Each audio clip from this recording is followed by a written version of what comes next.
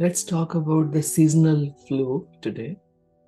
Now and then season changes, and then you will hear people around you coughing or complaining of fever. Um, so not everybody catches that, but a few people they catch they go under the effect of the season. Whenever you go through this flu or fever, couple of things which we can check on when we are on our journey to get rid of it. You fall sick most of the time, and before the sickness starts, there can be an emotional upset, or there can be an emotional upheaval which you are unable to face. It can be with another person, it can be something going on in yourself, or it can be a life situation which you are unable to handle.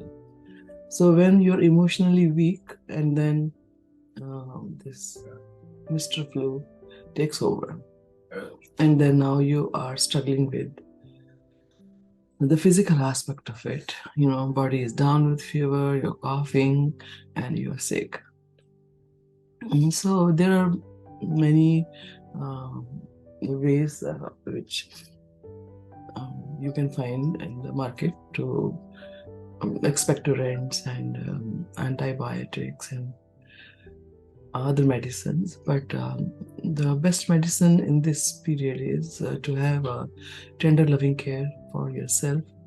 um, Eat well, eat what you like most, and just take it as a sabbatical.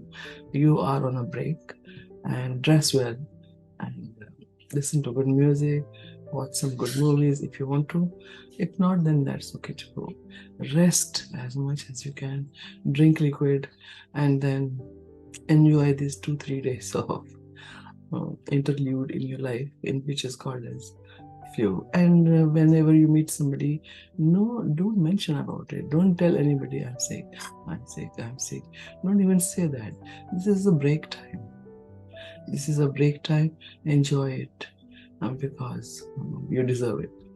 And you did not take break earlier, and now it has been, you have been blessed with this break time in the form of flu season or flu or fever. Don't say you are down with fever, because after this period your body will be rejuvenated again.